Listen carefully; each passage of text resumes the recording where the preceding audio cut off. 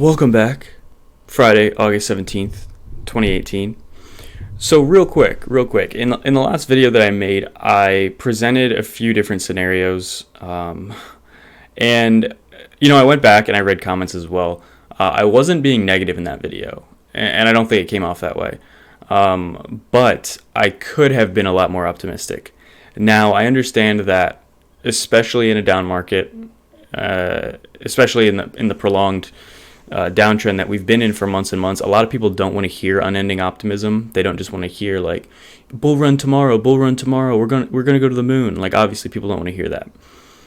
But at the same time, I could have been more optimistic because I tended to focused a lot of that video on kind of like the most realistic option, which is like a long cooling off period, leveling out period before a continued uptrend. And I did spend a little bit of time on the downside, but I spent the least amount of time on that. And I even said in the video, I thought that was the least likely thing to happen. But yeah, it's Friday. So I figure, and it's something I didn't really cover in the last one, so I guess I just wanted to add on a more optimistic point of view, because this is realistic as well.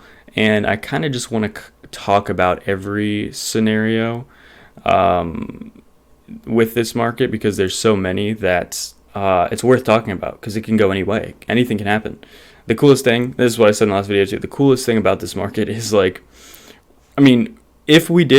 Bitcoin went up to $8,000 or $9,000 tomorrow, that technically, obviously it probably won't. There's like a very high % chance that it won't. But this is cryptocurrency, and if there's any market that could do that, it would be cryptocurrency. Now, I'm not saying at all, I really do not think Bitcoin's going to be $8,000 by tomorrow. But my point is, if there's any financial market or if there's anything that could do that, it would be cryptocurrency. It wouldn't be stocks, it wouldn't be this, it wouldn't be that. So that's why I think it's important, or at least even relevant to talk about this. And as always, real quick before we get into the video, if you're new to the channel, please consider subscribing, giving a like as well. But what I want to talk about as well, I'll leave a timestamp because I'm sure a lot of people don't want to hear what I'm about to say. I'll leave a timestamp in the comments, so just go down to the comments or description and you can skip ahead maybe like a minute or however long this takes to get to the crypto related stuff. But real quick, as with probably any subject on YouTube, picking a title is hard. I usually don't come up with a title until I'm actually done with an entire video and I'm about to upload it is when I come up with the title. And now it's tricky too, because you don't want to make a title that's like super clickbait, but at the same time, you want to make a title that people don't hate, like people want to click on it, right? You want to make a title where it's like, oh, okay, this sounds interesting, I'll give it a click, right? You don't want to make a title where it's like crypto news and then put the date, because like nobody's really going to click on that. And I think it goes for other subjects, not just crypto, but like pretty much anything. It's just marketing, right? So I guess in that sense, something fun I guess you could do, leave a comment on a good title for any crypto related video, and maybe that will give me an idea even to make a video about the title of the comment that you leave. Or just, whatever idea you have for a title. Like, do you have something that's related to Bitcoin going up potentially? Maybe you have a really good way of wording it, or something funny, or whatever it is. And maybe I'll use that or something. I just think that would be funny. Because coming up with titles, it sounds dumb, but that's probably one of the hardest parts about making videos for me. Because it's so important, but at the same time, you don't want to make it like over important. And you don't want to make every video title like, you have to watch this now. If you miss this video, you're not going to know anything about crypto. But at the same time, you also want it to be like approachable and people be like, oh, okay, I'll give it a click and start watching. So yeah, if you have any ideas for a title, feel free to leave that below. But yeah, let's just jump into the market real quick. So global market cap hasn't really moved too much, maybe a few $billion, 215. Bitcoin Diamond's still around 52%. One thing in particular, you can see Nano is up quite a bit. It's over 50%. It was over 50% actually. And if we just look really quickly, Nano has a lot of news actually, and Nano is one of those coins that I have been open about for months, that I am invested in, and I think is going to be a good project. If we look at Bitcoin here, so this is mainly what the video is going to be about.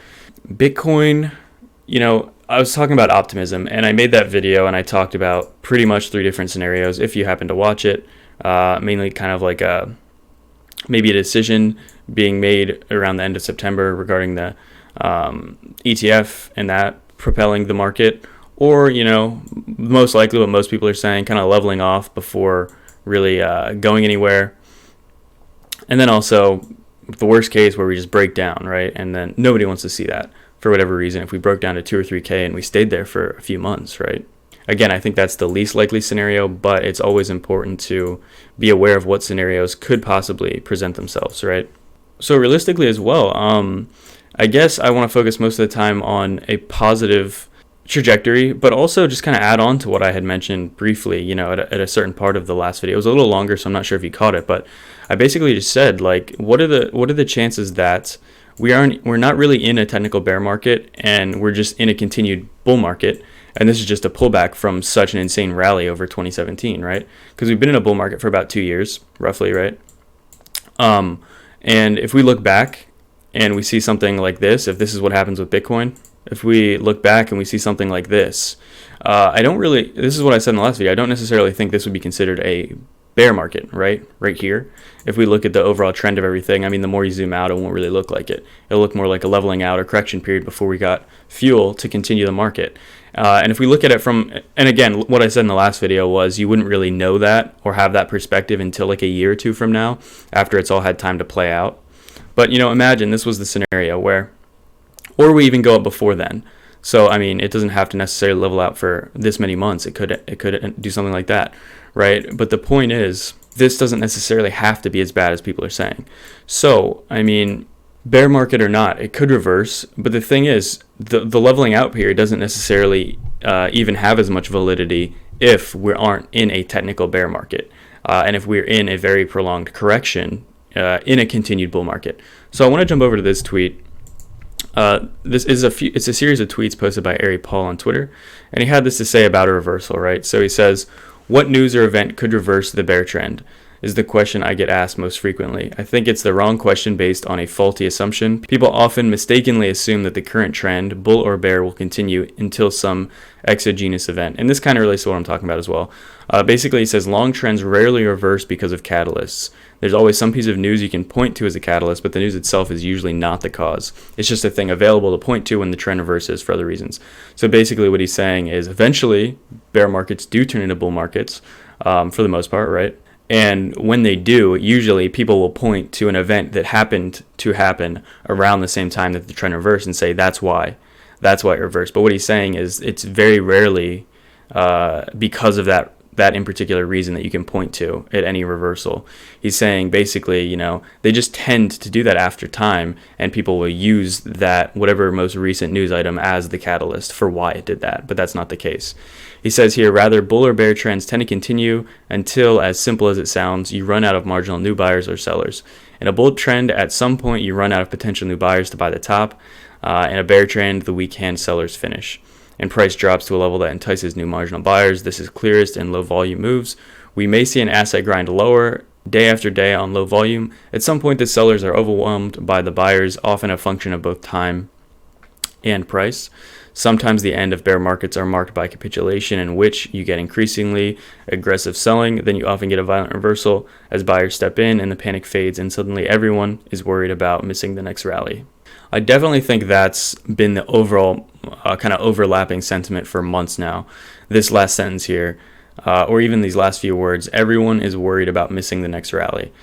That really is what it boils down to, especially for people that are in this space right now. So people that are watching this video, people that are watching other crypto videos, people that are watching or keeping up with news every single day, whether it be on forums or, just on websites, whatever it is, people do not want to miss the next rally. And so what is the possibility that we have bottomed? What is the possibility that 6K really is basically the bottom for cryptocurrency? What are the chances that we could see reversal within the next month or two? So there's this article on CoinDesk. 3 charts suggest Bitcoin prices could be headed higher. The first indicator that they have is that on the 4-hour chart, there's a bull breakout, potentially confirmed right here. On a 1-hour chart, they have the bull flag breakout on the RSI. And then some short-term moving average bullish moves here. So basically it ends here. The view is that Bitcoin remains on the hunt of the inverse head and shoulders neckline resistance. A bullish breakout, if confirmed, would validate the bearish to bullish trend, suggesting suggested by the 4-hour chart. Again, this is another article, different one published on News BTC, that the Bitcoin USD is signaling a bullish continuation towards 6,700. But I think, right, the question on everyone's minds is not will Bitcoin break 6,700 and go to 7 or 8,000? People really want to know if we're going to break this trend right here. I think that is the most important thing. Obviously, you can see the momentum if we just look on the daily of the stochastic, definitely whipping straight up there, going parabolic. You see the RSI as well, heading more towards the 50-ish area, and you see shorts still very high. So again, this is still a possibility. Like I said a day or two ago, this week, potentially expect some liquidation of those shorts, push the price higher. But really, I just want to end, what are the chances that Bitcoin's bottom really was 6,000? I don't think many people are arguing that it's probably close to 6,000. A lot of people are saying maybe like 5,000 is the bottom, which again is not very far off. If the lowest the market ever goes is 57 or 5,800, the people that were calling for 5,000, they're not going to look back and be like, oh, I was so off. I mean, it's pretty close, right? So it doesn't have to be exactly 5,000. I just want to say, and this is something I've said before as well, usually touching the bottom multiple times over a very long period is not considered like super bullish. That's usually not like a great sign. But it also could be realistic that we have found a bottom where people don't want to sell anymore and people are willing to pick up at that price, and that potentially could be 6,000 as well. And this is something I keep mentioning. Potentially, the ramifications for the futures, the Bitcoin futures, and what challenges it would create for the futures if it did go below 100 billion. If there are people manipulating, they might not want it to go below that. So it could be kind of like an artificial bottom for Bitcoin that it really just won't go underneath. But again, the point is, what people really care about, I think, is like, are we going to hit this bottom and just keep traveling along the bottom for months and months, pretty much just trade sideways before we eventually get a reversal? Or is it possible that we have a bounce eventually and we just, we start getting headed towards closer to the all-time highs? I'm pretty sure a lot of people would take half of what the all-time highs were at this point, which for Bitcoin would be 10,000, and for the rest of the market it would be about another 200 roughly $1 billion in the market.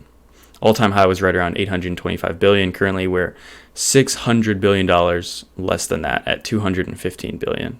So as far as optimism, it's very possible. That's the coolest thing about the market. I keep saying that, but it's very possible that we see a huge move soon, particularly in the very, very short term, maybe initiated by a short squeeze in regards to people trying to short Bitcoin. But in the long term, if this would continue, 6,000 could end up being, or 5,900 could end up being the bottom for Bitcoin.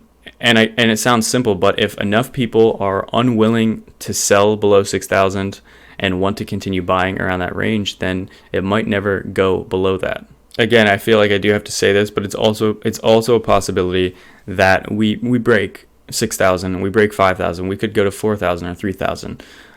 Just be prepared for that, because the point of this video isn't to get you all like hyped up and then say, you know what, 6,000 is the bottom.